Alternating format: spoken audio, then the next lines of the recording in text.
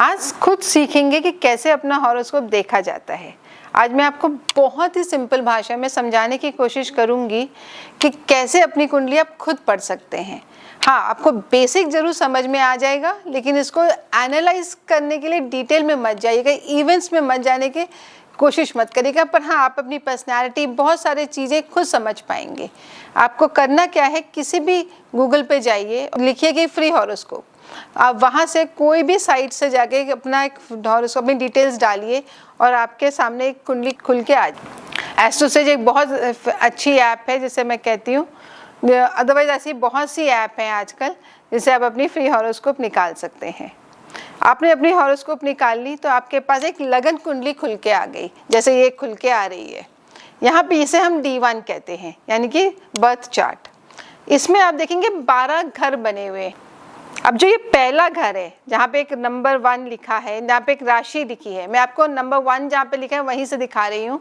इसे ऐसे 12 घर हैं, ये 12 हाउसेस जिसे हम कहते हैं, 12 हाउसेस है। अब हर हाउस एक पर्सनालिटी को रिप्रेजेंट करता है। तो पहले तो समझते हैं कि 12 घर किस चीज़ को रिप्रेजेंट करते हैं। तो पहला घर रिप्रेजेंट करता है हमें खुद को, यानी कि सेल्फ को, कि हम खुद कैसे हैं, ठीक है। और वहाँ पे 1 नंबर लिखा है, यानी कि 1 नंबर की राशि लिखी हुई है। तो 1 नंबर की राशि किस चीज़ को रिप्रेजेंट करती है? वो रिप्रेजेंट करती है प्लैनेट मंगल को। यानी कि 1 नंबर वाला पर्सन जो होगा वो होगा थोड़ा सा अग्रेसिव प्लैनेट, थोड़ा गुस्से वाला, थोड़ा सा अग्रेसिव। उसको हर चीज़ जल्दी चाहिए, उसको कोई वेट नहीं करना है, पेशेंस नहीं है उसके अंदर, उसे हर चीज़ फास्ट मूविंग तरीके से चाहिए, एनर्जी बहुत हाई है उस। फिर आते हैं दूसरे नंबर पे, यानी कि सेकंड हाउस, जहाँ पे 2 नंबर लिखा है, ये है 2 नंबर की राशि और ये सेकंड हाउस। अब सेकंड हाउस होता है हमारे फैमिली का, हमारे धन का, हमारे स्पीच, हमारे खाने का। तो हमारी जो स्वाद की बात होती है ना, जो लोग कहते हैं ना ये बंदा बहुत फूडी है, तो आपको हमेशा यहाँ से पता चल जाएगा, यहाँ पे उसका मून बैठा होगा। तो उसको, क्योंकि यहीं पे मून आके, इन डिटेल में कभी पढ़ेंगे तो समझाऊंगी आगे जाके कि यहाँ पे मून उच्च का हो जाता है, क्योंकि यहाँ पे उसका खाने का उसे बड़ा स्वाद होता है। तो ऐसे लोग आपको हमेशा चटपटी चीज़ें खाते हुए, बाहर खाते हुए ज़्यादा मिलेंगे। यहाँ पे लोग अच्छी बातें करते हैं। अब 2 नंबर जो है वीनस का है, जहाँ पे 2 नंबर का जो साइन राशि लिखी हुई है वो रिप्रेजेंट करती है प्लैनेट वीनस को। ऐसे लोग ना अपने आप को बहुत अच्छी तरीके से फैमिली को जोड़ के रखना, फैमिली के संग बैठ के हर चीज़ करने में बिलीव करते हैं। फिर आता है तीसरा घर। तीसरा घर रिप्रेजेंट करता है हमारे नेबर्स को, हमारे सिबलिंग्स को, हमारे छोटे भाई बहनों को। हमारा ट्रैवल, शॉर्ट ट्रैवल्स जो हम लेते हैं, इधर उधर कहीं जाना, चलो आज रोज ड्राइव, 2 दिन की ड्राइव कराते हैं, आज रोड ट्रिप पे चले जाते हैं, 2 दिन कहीं होके आ जाते हैं, ये शॉर्ट ट्रैवल्स का घर है। और यहाँ पे 3 नंबर की राशि अगर लिखी हुई है, 3 नंबर जो लिखा है वो रिप्रेजेंट करता है आपकी राशि को। यहाँ पे ये रिप्रेजेंट कर रहा है आपको बुध को, यानी कि मरकरी। मरकरी रिप्रेजेंट करता है आपकी कमिटमेंट, बोलने का तरीका, आप किस तरीके से बोलते हैं। चौथा घर जो होता है वो रिप्रेजेंट करता है माँ को। यहाँ पे मून का घर है, इसीलिए माँ का घर बोला गया है। यहाँ पे हम इवन देखते हैं, इसीलिए कई बार ना ये लेजी भी होता है, क्योंकि माँ के पास आके हर बच्चा थोड़ा सा आलस में आ जाता है ना, कि हम कहते हैं माँ के पास आराम करेंगे, माँ ही काम करती है ना, बच्चा आराम करता है। तो ये थोड़ा आराम का घर है, ये हमारा अपना घर है। तो यहाँ पे आपको लग्जरी मिलेगी, यहाँ पे आपको देखने को मिलेगा आपकी गाड़ी, वाहन, वर्क फ्रॉम होम, हम ये सब चीज़ें अपने चौथे घर से देखते हैं। फिर आता है हमारा 5वां घर। 5वां घर रिप्रेजेंट करता है हमारे बच्चों को, हमारे पहले बच्चे को। वैसे ये संतान का घर है, पर हम इसे स्पेसिफिकली करें तो हमारे पहले बच्चे को रिप्रेजेंट करता है। फिर थोड़ा सा और देखेंगे तो हमारे ये स्पोर्ट्स को रिप्रेजेंट करता है, एडुकेशन को रिप्रेजेंट करता है ये घर। अब यहाँ पे 5 नंबर की जब राशि आती है, यानी कि 5 नंबर लिखा होगा, तो ये सूर्य को रिप्रेजेंट करता है। यहाँ पे तेज होता है, सूर्य कैसा होता है, लीडर होता है। यहाँ पे लीडरशिप भी आ जाती है। तो यहाँ पे रहने वाला बच्चा जो अगर 5 नंबर साइन में आ रहा है तो वो बच्चा लीडर की तरह बिहेव करेगा। फिर आते हैं छठे घर को, जो आपने बहुत बार सुना होगा कि 6, 8, 12, छठा घर बहुत बदनाम है, शत्रु की बातें करने लगते हैं। ये एनिमी का घर है, यहाँ से आपके लोन देखे जाते हैं, यहाँ से आपकी डिसीज देखी जाती है। जो अगर 6 और 1 का कॉम्बिनेशन बनता है तो 6 एंड फर्स्ट हाउस, जैसे मैंने अभी आपको बताया, आपका सेल्फ का है, जाके आपको रिप्रेजेंट करता है, आपकी पर्सनालिटी को रिप्रेजेंट करता है। और 6 से अगर उसका कनेक्शन बनता है तो आपकी डिसीजेस, सारी आपकी डिसीजेस आपके 6 एंड 1 कॉम्बिनेशन में बताई जाती हैं कि आपको आपकी होल लाइफ में कौन सी डिसीज़ अफेक्ट करेगी, वो हम इसी कॉम्बिनेशन से देखते हैं। आगे डिटेलिंग में बहुत सारी चीज़ें होती हैं, बट हाँ बेसिक आपको यहीं से पता चले। फिर आता है 7वां घर। 7वां घर यानी कि 7th हाउस, यहाँ पे हमें कहा जाता है हमारे स्पाउस का घर है, यानी कि हमारे मैरिज का घर है, पार्टनर का घर है। पार्टनर हमारा बिजनेस पार्टनर भी हो सकता है, ये सिर्फ मैरिज से रिलेटेड नहीं होता, हमारे बिजनेस से रिलेटेड भी होता है। तो मैरिज पार्टनर से भी रिलेटेड है, प्लस आपके बिजनेस पार्टनर से भी रिलेटेड है। और यहाँ पे 7 नंबर राशि आ रही है, तो जो रिप्रेजेंट करती है अगेन वीनस को। फिर आता है 8वां घर। 8वां घर जो है अगेन जैसे मैंने 6 के संग बोला, 6, 8, 12। 8वां घर क्योंकि ये डेथ का घर माना जाता है, मृत्यु का भाव है, पेन का, पीड़ा का घर माना गया है, मिस्टिकल हाउस है, क्योंकि यहाँ पे हर चीज़ बहुत आपको नहीं पता, सडन हो जाएगी। इस शनि का अपना सूक्ष्म घर है, ये शनि का घर माना जाता है।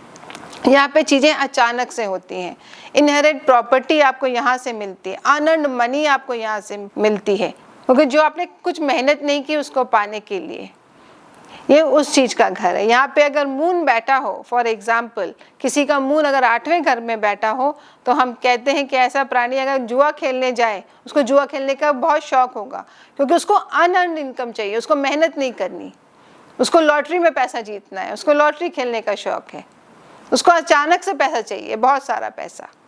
फिर आते हैं हमारे 9th हाउस पे। 9th हाउस जो होता है वो हमारे भाग्य का स्थान है, ये हमारे गुरु का स्थान है। यहाँ पे 9 नंबर इसीलिए गुरु का स्थान राशि दी गई है।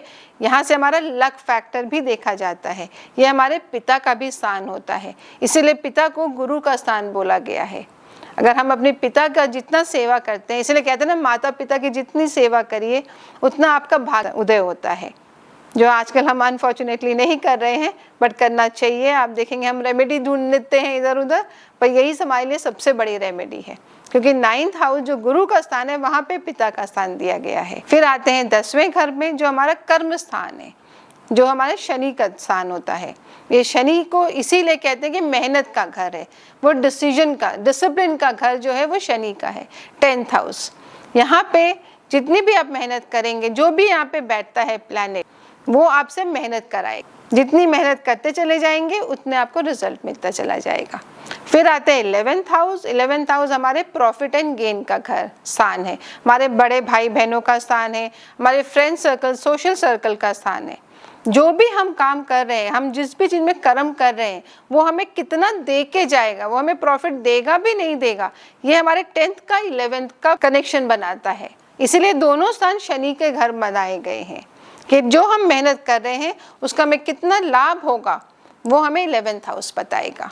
और लास्ट हमारा आता है 12वां घर, यानी कि 12th हाउस, जो हमें बताता है हमारा मोक्ष का स्थान। यहाँ पे हॉस्पिटलाइजेशन भी है, जेल का योग भी है, पर ये मोक्ष का भी घर है। ये भी गुरु का राशि यहाँ पे आती है, यानी कि जुपिटर 12वीं राशि है, और ये केतु का स्थान है।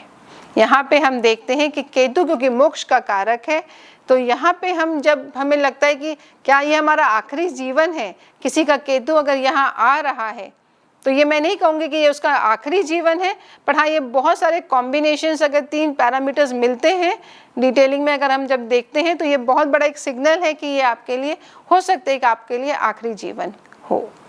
तो ये एक सिंपल तरीके से मैंने आज आपको बताने की कोशिश की है 12 घर। अगले किसी वीडियो में बताऊंगी कि कैसे राशियां इसमें अफेक्ट करती हैं और कैसे प्लैनेट का कंजंक्शन अब एक दूसरे के संग ट्रायन में मिलता है तो कैसे अफेक्ट करता है। आप अपनी लिस्ट लाइफ में कितना पैसा कमाएंगे, कितना पैसा जोड़ के जाने वाले और छोड़ के जाने वाले वो समझते हैं। वो आप अपने दूसरे घर, छठे घर, 10वें घर और 11वें घर को जोड़ेंगे, यानी कि 2, 6, 10 एंड 11, यानी कि दूसरा घर हमारा पैसे का घर, छठा घर जो हमारे जॉब का घर, 10वां घर जो हमारे कर्म का घर और 11वां घर जो हमारे प्रॉफिट एंड गेन्स का घर। तो जब हम इन चारों घरों को, प्लैनेट्स घरों को जोड़ते हैं, तो हमें पता चलेगा कि हम कितना पैसा कमाने वाले हैं। तो यहाँ जो भी प्लैनेट्स बैठे हैं, अगर उसका कॉम्बिनेशन अगर आपके दूसरे और 11वें घर से हो रहा है, यानी कि दूसरे घर का सपोज फॉर एग्जांपल यहाँ पे वीनस बैठा है, वीनस की राशि है 2 नंबर, 2 और 2 और 7। अगर यही वीनस जाके 11वें घर में बैठ जाए तो आप देखेंगे कि आप बहुत पैसा कमा के जाएंगे। और आपको पैसा आने कहाँ से वाला है, ये भी आपको, अगर यही 11वें घर का लॉर्ड जो सपोज फॉर एग्जांपल सैटर्न है और सैटर्न जाके, ये सैटर्न की राशि आके वहाँ बैठ जाए दूसरे घर में, तो भी आप बहुत पैसा कमाएंगे। मैं आपको आज बताने जा रही हूँ कि कैसे हम अपनी कुंडली पढ़ते हैं, और लास्ट तक ये वीडियो जरूर देखिएगा जिसमें मैं आपके संग शेयर करूंगी कि आप अपने पैसे को कैसे चेक करेंगे खुद, कि आप अपनी लाइफ में कितना पैसा कमाने जा रहे हैं और कैसे वहाँ पे सेव करेंगे। अब इस वीडियो को ख़त्म करने से पहले मैं चाहूँगी कि आप कमेंट सेक्शन में लिखें कि आपके 2nd और 11th हाउस में कौन से प्लैनेट बैठे हैं, सो दैट मैं आपको बता सकूँगी कि आपका कॉम्बिनेशन कौन सा प्लैनेट है जो आपके लिए पैसा दे के जाने वाला है। अगर आपको ये वीडियो अच्छा लगा हो तो इसे ज़रूर शेयर करिए और लाइक करिए, एंड इस चैनल को सब्सक्राइब करिए, सो दैट मैं आपके संग ऐसे और भी इंफॉर्मेटिव वीडियोस लेकर आ सकूं।